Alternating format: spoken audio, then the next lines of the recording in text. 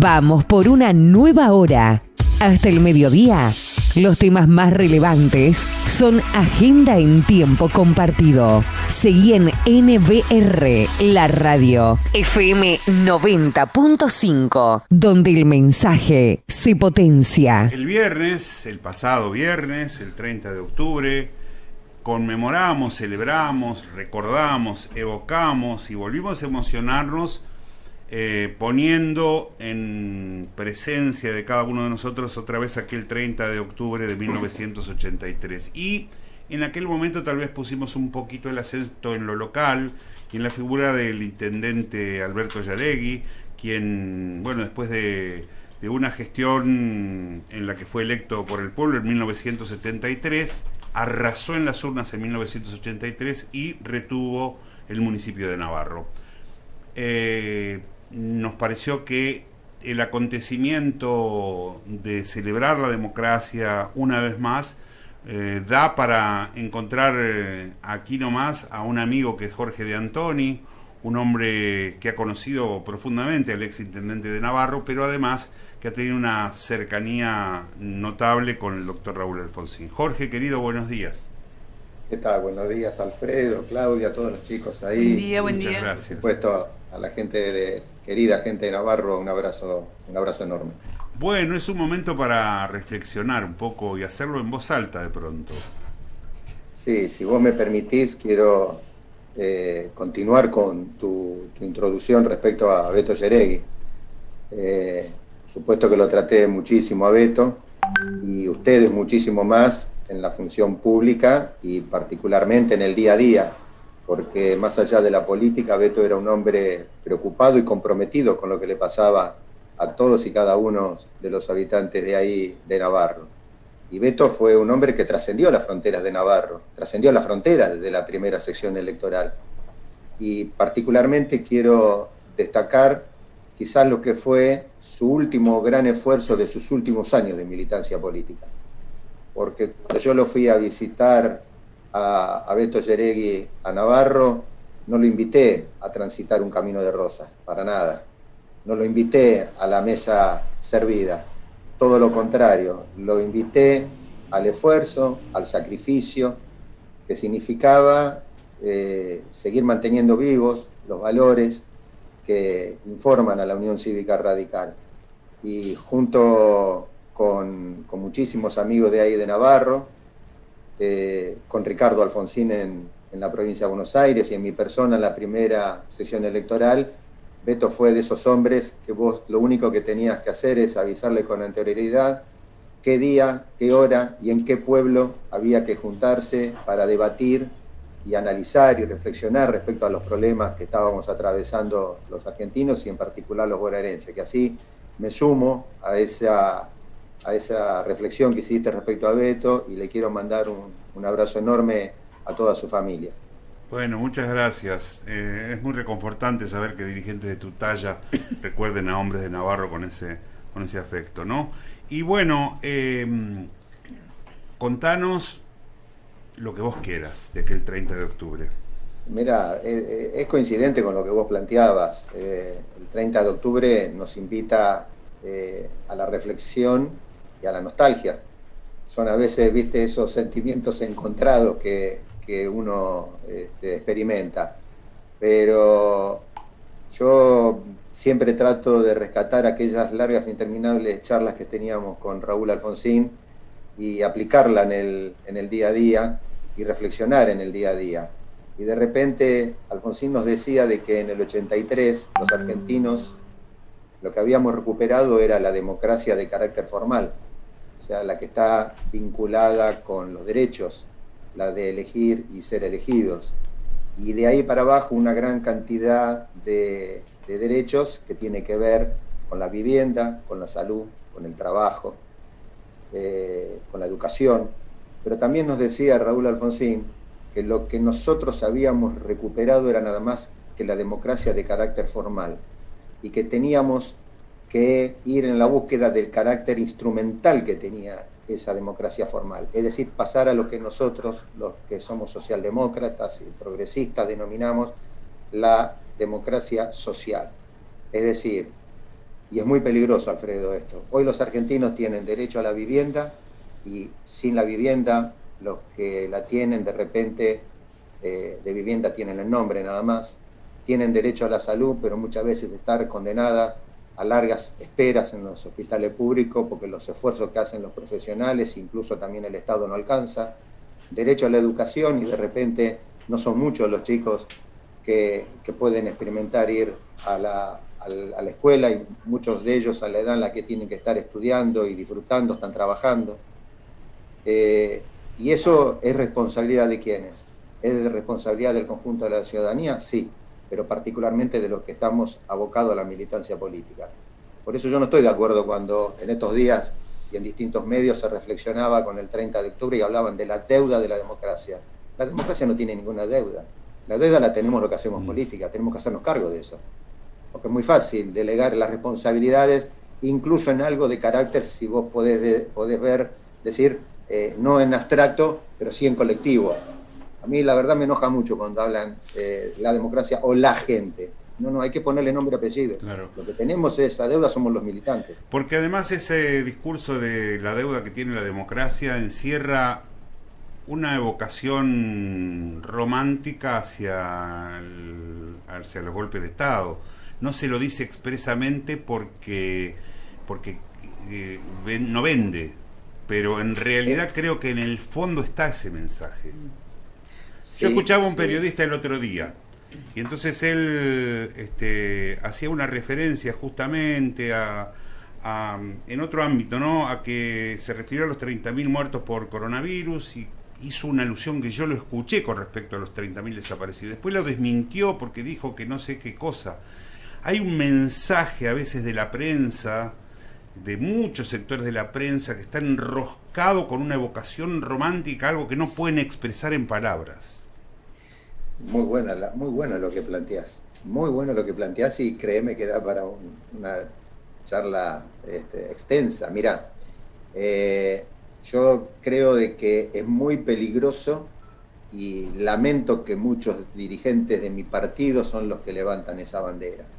El otro día leía en un Twitter de un correligionario que decía que la suspensión de la diputada de Córdoba, que hizo referencia a los Falcon Verde, si faltaba mucho para que llegaran los Falcon Verde y le aplicaran la ideología a Juan Grabois, independientemente de lo que uno pueda pensar respecto a las ideas que expresa Juan Grabois, había sido una actitud autoritaria del peronismo porque la habían sacado de contexto. Mi amigo, se puede sacar de contexto a alguien que dice algo en una locución, en un discurso, pero es muy difícil sacar de contexto un Twitter. Claro. Porque está escrito, es muy difícil. Y es muy concreto. Y es específico. Claro. Y es específico. Ahora, de repente te digo, Raúl Alfonsín decía que el 83 había sido una lucha épica, romántica y heroica, porque habíamos enfrentado algo complicado, porque el golpe de Estado del 76 fue cívico-militar, no fue militar, fue cívico-militar. Y a mí lo que me preocupa es que en estos días, así como nosotros, quienes estamos profundamente comprometidos con la democracia, nos invita a la reflexión, pero también a la nostalgia, también hay nostálgicos de otro lado, ¿eh? También hay nostálgicos, y no necesariamente tiene que ser lo que están vinculados con las fuerzas militares. No. Por eso yo hice referencia a que el golpe había sido cívico-militar. Y la verdad es que en estos días que dirigentes políticos no se expresen claramente respecto a esta situación, es por lo menos como para preocuparse y estar atentos. Me quedé pensando en esta definición de don Raúl Alfonsín, hoy admirado por todos, respecto de la instauración de la democracia formal. Pero también pensaba en el aporte cualitativo más importante que él hizo para darle contenido, que fue el juicio de las juntas, con una valentía y una fortaleza que son increíbles. Mirá, vos sabés, Alfredo, de que yo estuve comprometido en la campaña y estoy comprometido con este gobierno. pero me enojé muchísimo, muchísimo, con algunos videos que subían algunas agrupaciones juveniles vinculadas a este gobierno, que tenían que ver con el discurso de Néstor Kirchner en la puerta de la ESMA, pidiendo disculpas en nombre del Estado, porque en democracia nada se había hecho por los desaparecidos. Y de repente creo que no hay mayor testimonio, no en Argentina, no en Latinoamérica, sino en el mundo, respecto de lo que se hizo acá con el juzgamiento a las juntas. Y Alfonsín se avergonzaba mucho cuando se lo homenajeaba a él en aquel hecho. Él decía que había sido decisión de su gobierno, decisión de él como presidente, pero que se había sentido profundamente acompañado por el conjunto de la ciudadanía. También debo decir que posterior a ese discurso, Néstor Kirchner visitó a Raúl Alfonsín en las oficinas de Santa Fe, reflexionando un poquito y creo que a manera de disculpa por lo que se había dicho. Pero de repente cuando los agravios son públicos, las disculpas deben ser públicas también. Hubiese sido bueno, pero de repente yo también quiero rescatar la continuidad que tuvo el gobierno de Néstor Kirchner, el gobierno de Cristina Kirchner respecto en materia de derechos humanos, que se profundizó con respecto a lo que se había hecho. Tenemos que poner en contexto qué era lo que ocurría en la década del 80, Alfredo. Las fuerzas militares, policiales estaban intactas. Bueno, de hecho, Semana Santa, Villa Martelli. La tablada. Porque teníamos de derecha y de izquierda. Acechos de un lado y acechos de otro. Y vos fíjate una cosa, conforme a lo que fue la conducta política y personal de Raúl Alfonsín, en su gobierno él no hizo nada más ni nada menos que lo que había planteado desde distintas tribunas en su campaña electoral. Raúl Alfonsín hablaba de los 3 niveles de juzgamiento, y por eso obediencia debida y por eso punto final. Lejos de sentirla con un agravio, más allá de las diferencias que uno tuvo en aquella época, y particularmente lo que nos pasábamos los 25 años, poniéndola en contexto, uno la comprende en su totalidad. Y también dijo otra cosa Raúl Alfonsín en el gobierno de Néstor Kirchner al momento de que se derogaba obediencia debido punto final.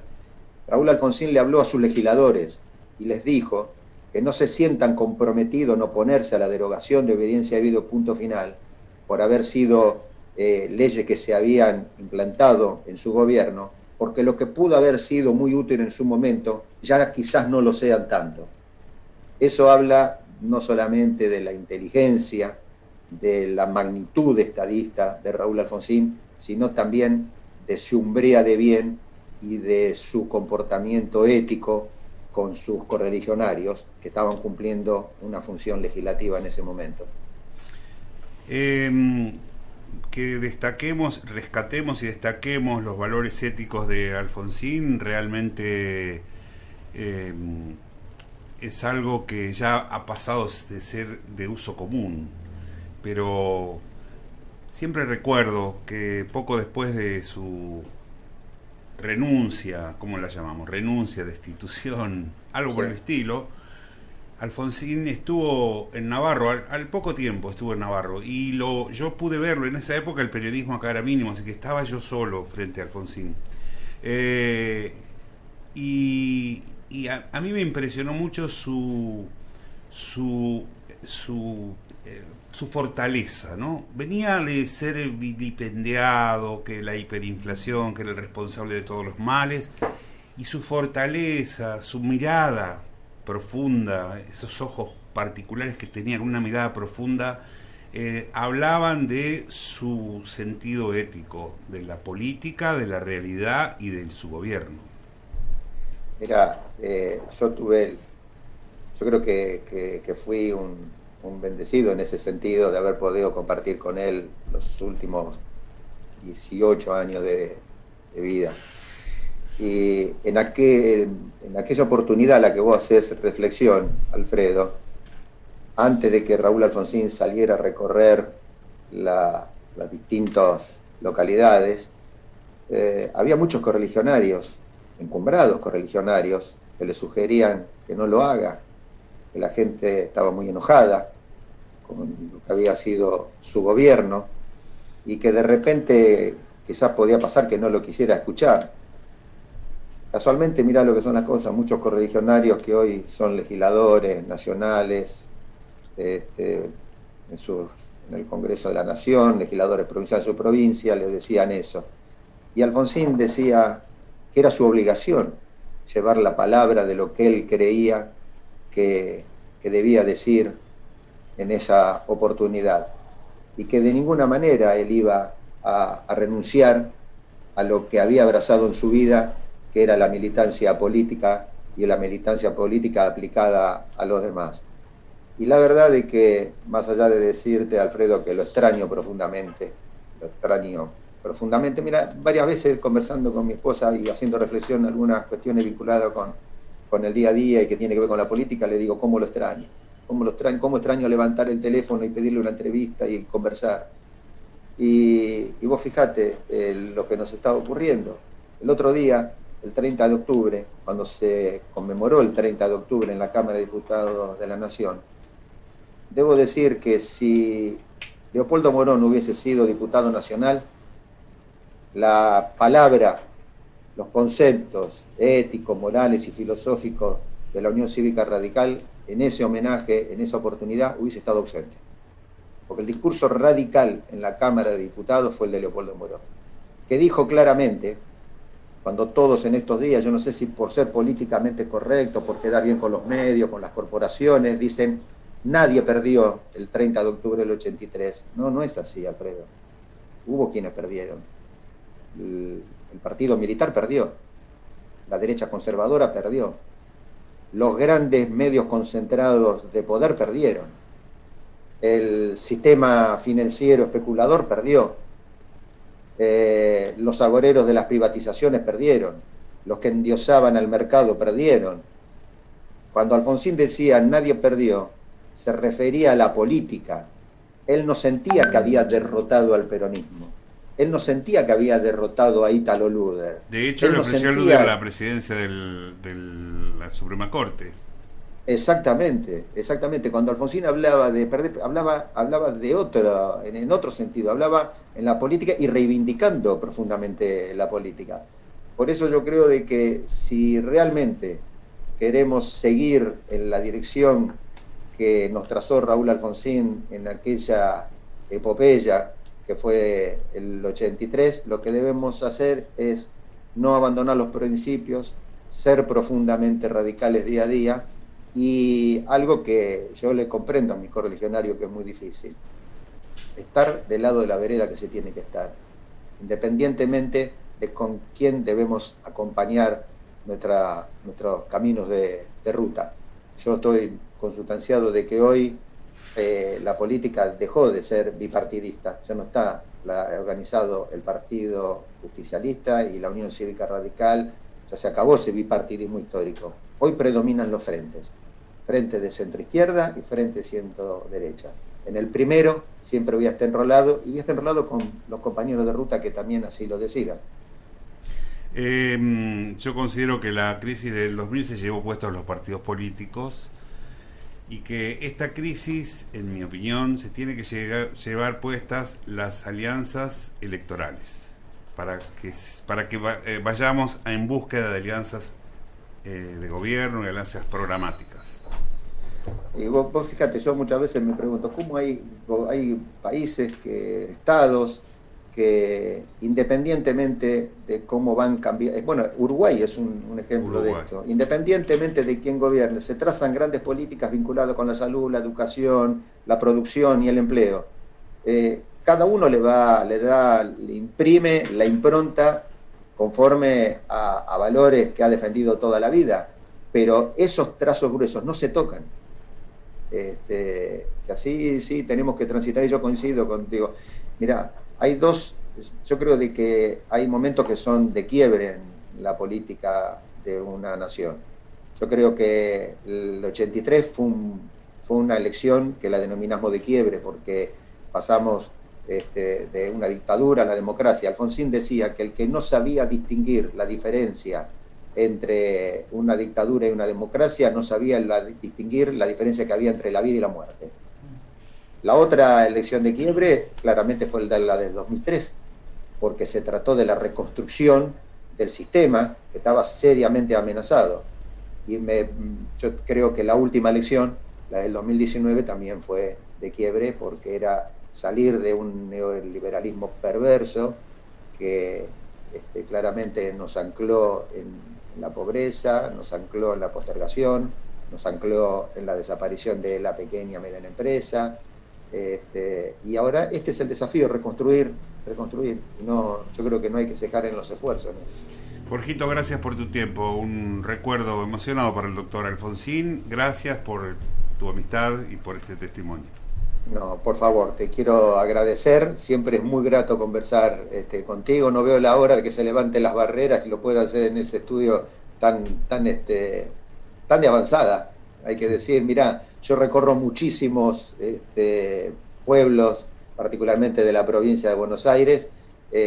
Conocí muchísimos medios gráficos, medios escritos, radiales, y lo que hay ahí en Navarro difícilmente se vea en distintos pueblos, que así te felicito. Y si me permitís, rememoramos la democracia, y yo le quiero mandar un abrazo muy grande a todas las amigas y amigos de Navarro, a los que hacen política y a los que no. Yo invito a que todos se comprometan con la política, y en particular lo quiero hacer en que hoy expresa de alguna manera la representatividad de la localidad de Navarro, que es su intendente, mi amigo Santiago Maggiotti. Un abrazo grande. Te agradezco mucho. Me quiero referir un momento a esa felicitación que hiciste llegar, que nosotros tomamos con mucha satisfacción, pero que solo es posible gracias al compromiso de este pequeño, gran equipo que tenemos trabajando.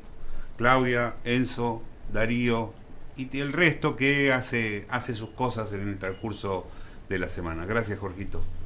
Les mando un abrazo enorme y gracias siempre por invitarme a reflexionar, y invitarme también a conmemorar fechas tan importantes como esta. ¿Sabes que está bueno esto? Porque cuando nos encontramos reflexionamos más que otra cosa.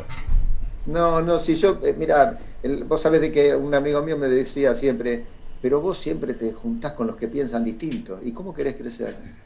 ¿Cómo querés crecer? O sea, hay que salir a evangelizar a los no creyentes. Con los creyentes es muy fácil. Gracias, Jorge. De verdad. Gracias, señor. Grande. Gracias. Igualmente. Saludos, Claudia. Chao. Jorge de Antoni estuvo con nosotros. Estamos en Instagram, Facebook y Twitter. Búscanos como NBR La Radio.